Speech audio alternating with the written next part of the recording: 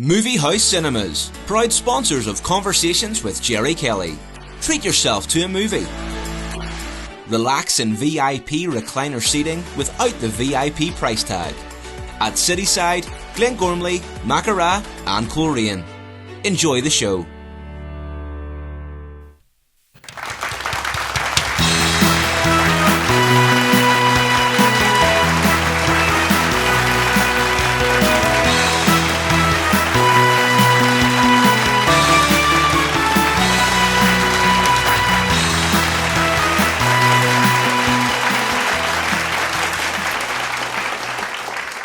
And welcome to Conversations with me, Gerry Kelly. Now, although my next guest tonight is best known as a judge on the Great British Bake Off, there's so much more to Prue Leith than just a television show. She's also a Michelin star chef, a restaurateur, a political campaigner, a prolific cookbook writer, a novelist, a designer, and a highly successful businesswoman. And what's more, at age 84, Dame Prue Leith is showing no signs of slowing down. Welcome to Belfast, Prue. Hello, Gerry. As a much-travelled lady, which you are, have you had many or any chance before to come to Northern Ireland? Yeah, sure. I was here a couple of years ago with a one-woman show, and that was amazing. Can I quickly tell you? Yeah. It was the first time that I ever got a standing ovation, and the Northern Irish were the first people, when the tickets went on sale, they booked it out. So I felt really affectionate towards them. And I had a wonderful evening, and they were fantastic, and I got a standing ovation. And as any actor or stand-up will know, there's nothing like a standing ovation. It's the reason that the comedians never retire. They're hoping for that one more time, that feeling of just the whole audience loving you. So anyhow, I had a standing ovation, and it was my first. The next night I was in Dublin. And so I said to the techie who was doing the sound check, I said, I had such a great time last night because I love you Irish, because, I got a standing ovation. And he said, he said, that's because we're Irish. He said, we stand up for anyone. Deflated almost immediately. We stand up for anyone. Can I talk? You don't got to stand up then on your own programme. Let's talk a little bit about the show, the Great British Bake Off. I was checking out because I was interested to know how many Northern Ireland people have been on it. And in its long history, there have only been 4 Northern Ireland people. Now, I don't know whether that says more about the show or more about our standard of baking in Ireland. It may be more a question of who fills in that form. It's really daunting. If you want to get onto the British Bake Off, your first portal you have to get through is the application form, right, which is really hard because it's all about baking, and we're trying to discover whether or not you're really a good baker or whether you just want to be on telly, because there are lots of people who just think they're good, or mummy said you're a great baker, you should apply, and they're not really good enough. So it's quite daunting to get on, and so it may be just that the Northern Irish are a bit less extrovert. Next extrovert. They think, I couldn't do that. They're probably too modest. Because actually there's a hugely good tradition of baking in Northern Ireland. Of course there is, yes. That's why I was surprised. Great baking in Northern Ireland. We need more Irish contestants. It starts now. When you came to the show in 2017, you knew you were replacing Mary Berry. Had you any misgivings at all about stepping into the shoes of a woman that is so adored and so loved by the British public? Such a treasure, I know. Well, the thing is, I hadn't realised just how big Bake Off was, because I didn't watch Bake Off for some reason. Really? Yeah, no, so I had no real idea of the enormous popularity of it. So I applied with great, my agent put me forward or something, and it just sort of went through, and I didn't realise what a big thing it was. And it was only afterwards. I did ring up Mary Berry before I took the job and said, what's it like working with Paul Hollywood? Yeah. And she said, he's absolutely wonderful and he really knows his onions and, he's terrific. But he said, you have to hold your own because he could do this whole show without you. He doesn't need you. So you have to elbow your way in. And I have found that to be true. But I didn't realise that I was replacing a national treasure until all the press went on about how wonderful Mary Berry was and nobody would ever be able to replace her and so forth. And then it was a bit daunting, but I was in it by then. I couldn't. Yeah. But Hollywood is easy to work with, is he? He's fine. Provided you hold your own, as you say. Yes, you have to hold your own. And he was a little daunting at first because, you know, I was quite sort of, like everybody, a bit nervous of that steely blue stare. But actually, he's quite a softie. And, you know, in between takes, when there's a baker having a cry in the corner because she's, you know, can't do it or wants to leave and all of it, it's Paul who has his arm around her. Really? He's a real softie. Years ago, when you switched on television, you would have seen wall-to-wall cooking shows. Yeah. They're not so much now. Most of them are on a Saturday and Sunday. But the one that stayed in prime time is your show. Why is it so fascinating? Do you know, I have no idea. But it is, I think that the secret of it is that it's multi-generational. Children like it, old men like it. It's extraordinary.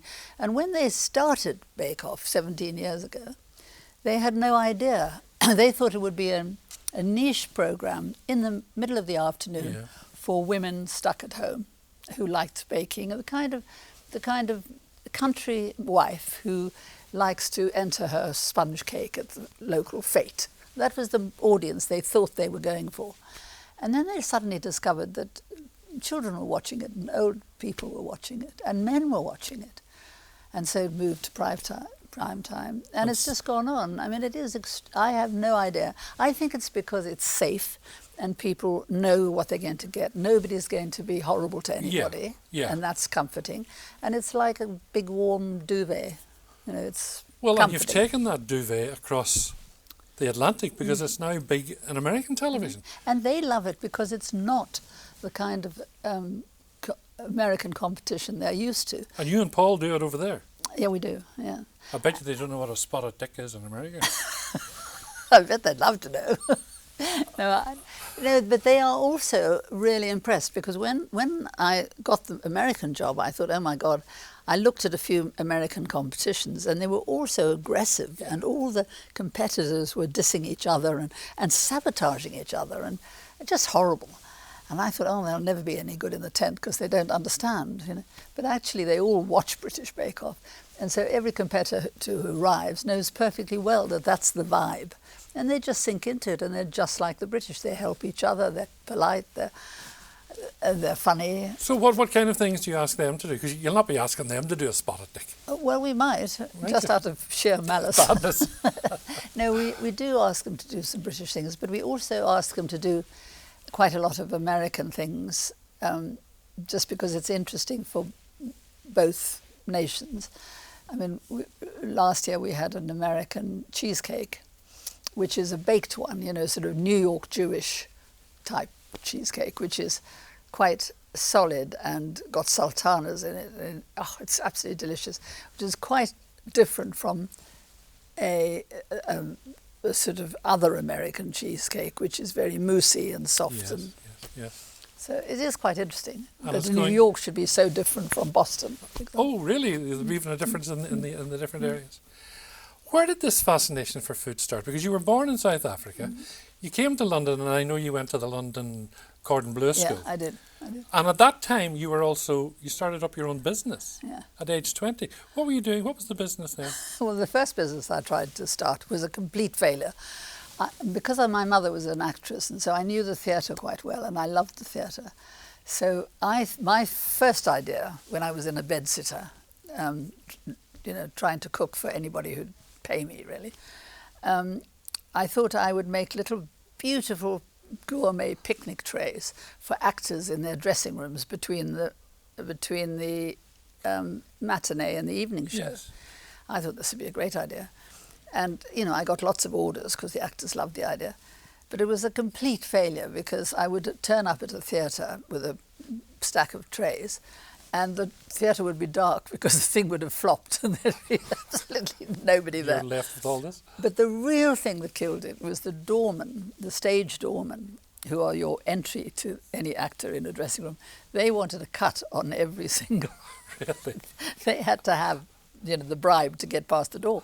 And I hadn't costed this in to my And I sort of began to realise the other thing.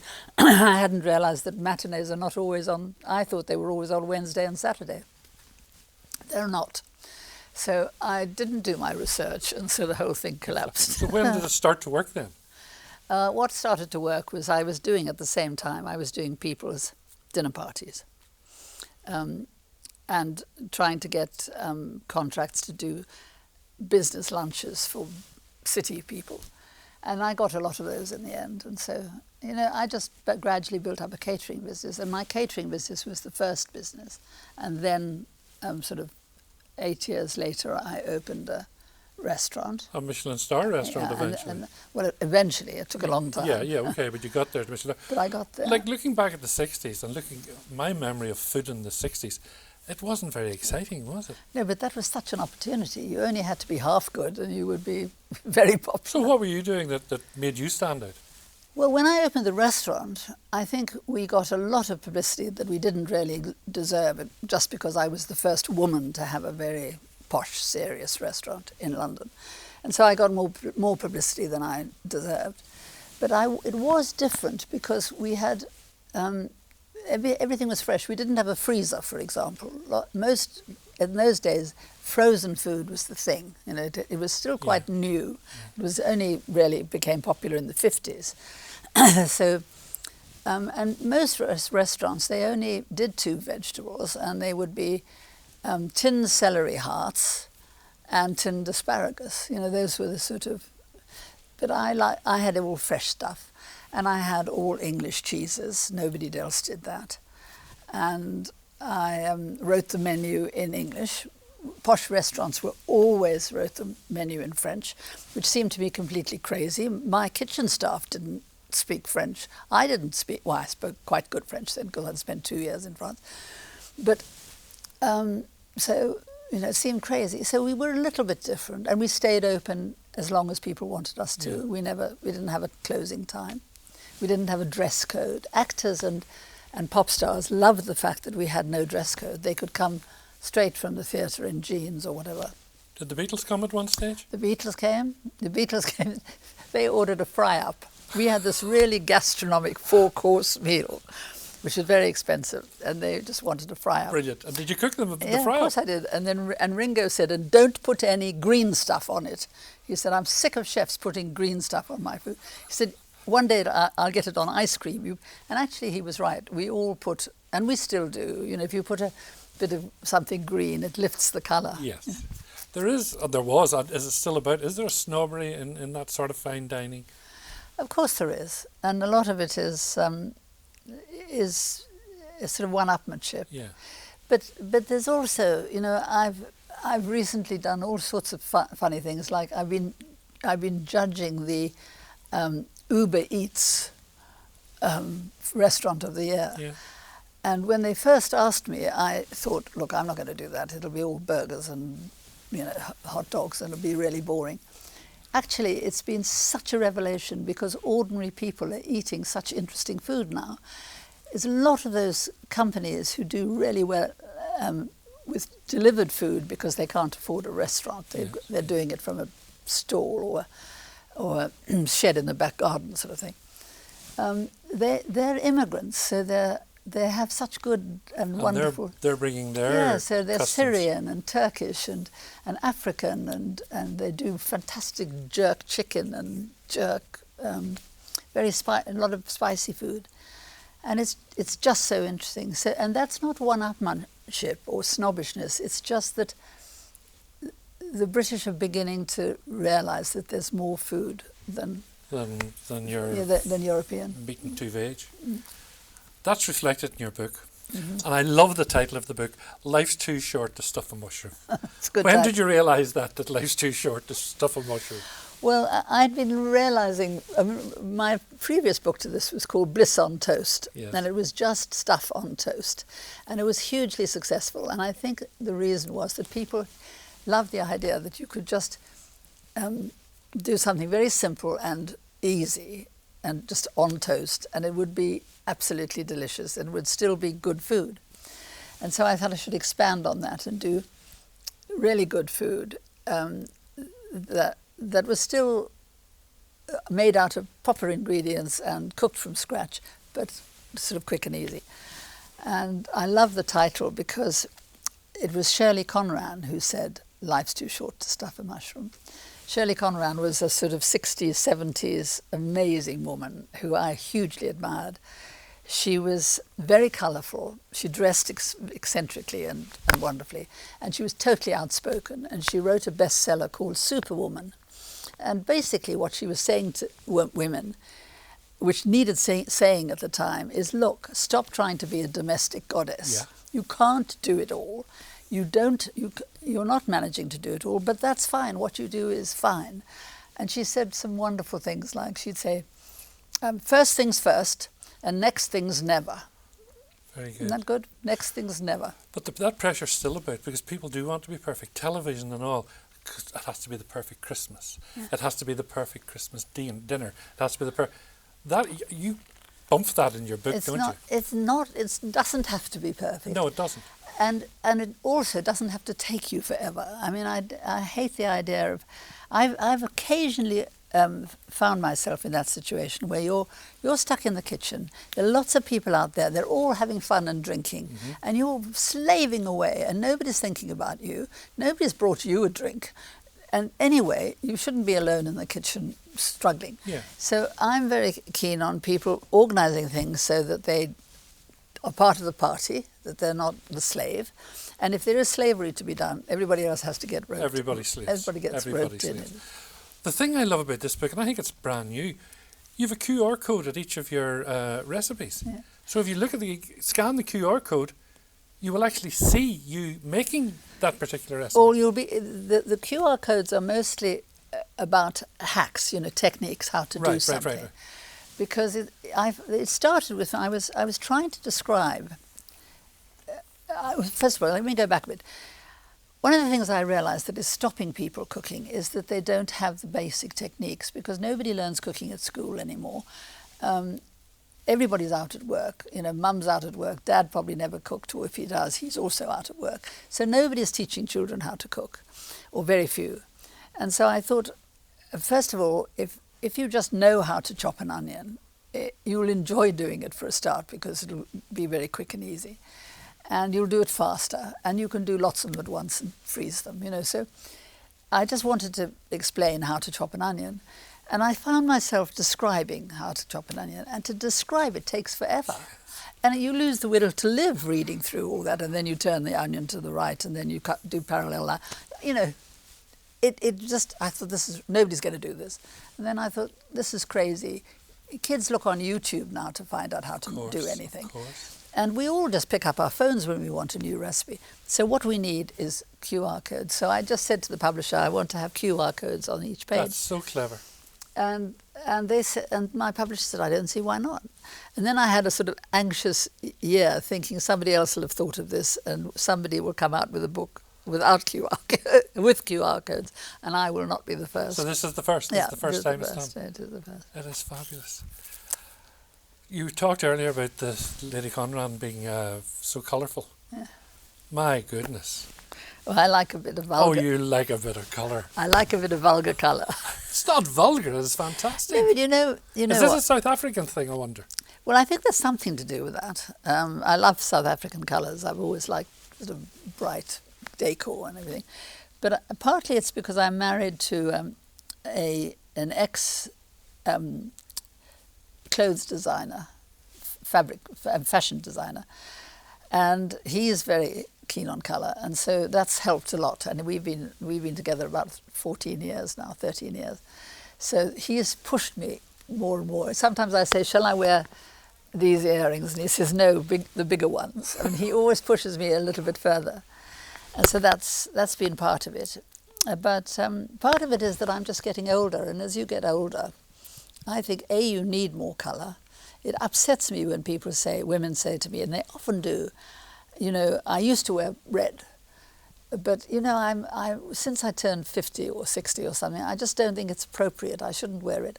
Actually, young people can get away with wearing grey and beige and boring things because they're beautiful anyway. When you get to my age, you need something to help you.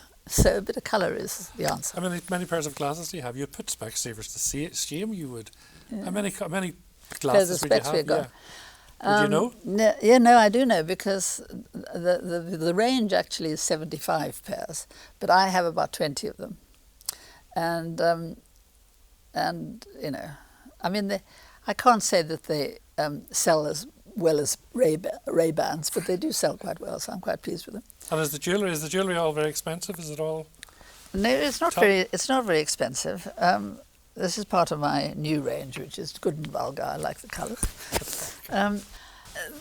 These are actually made by a company called Ziska for me, and yeah, I like them. I think they're fun. You look absolutely fantastic.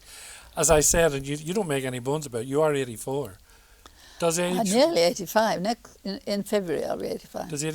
Does age worry you at all? Well, I don't want it to keep going. You know, I mean, you know, for a lot of your life you think, well, I'll do that in 10 years' time or 20 years' time or something. It's quite difficult to think I'll do anything in 20 years' time. I'll probably be under the sod in 20 years' time. But I do desperately want to make the most of it. And with a shortening horizon, it concentrates your mind on what you really want to do. Yeah. So I am now stuffing my life with a lot of travel, because both John and I love travel, and we're going to go to Hawaii and then to Western Australia, and we went to Uzbekistan and Turkmenistan in the summer. And what's been so nice is Bake Off now let me off one Bake Off. You know, I do the American one and I do the British one. You don't do the celebrity one? But I don't do the celebrity one anymore. And that's why I can go off on summer holidays. Fabulous. And then in the winter I'm going to get another holiday. And so I mean, there's been lots of my life when I've not had any holidays. So it's very nice to have 2 a year now.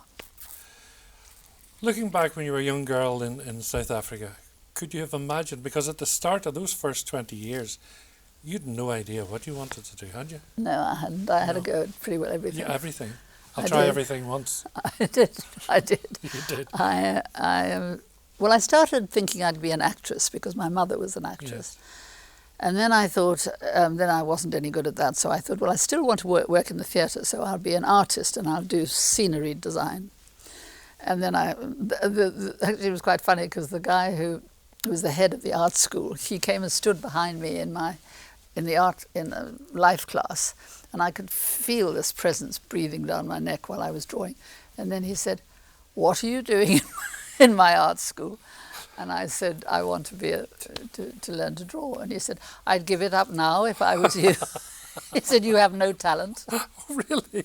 Of course, you can't say that to students now. You have to always be encouraging. Of course. But I was very grateful because he probably saved me 2 years. I'd have had a great deal of fun. I enjoyed it. Yeah. But I was no good at it. And so then I went to architecture school. I couldn't do the maths. Then I tried to do a BA. And then I got interested in France and French. So I persuaded my father I should go to the Sorbonne. So I quit Cape Town University, having failed at everything. Went to Paris, to the Sorbonne. And of course I promptly fell in love with food instead of, you know, French civilization, which was what I was busy learning about. And so then I knew what I wanted to do, which was food. What a success you've made of it. OBE, MBE, now you're a DM.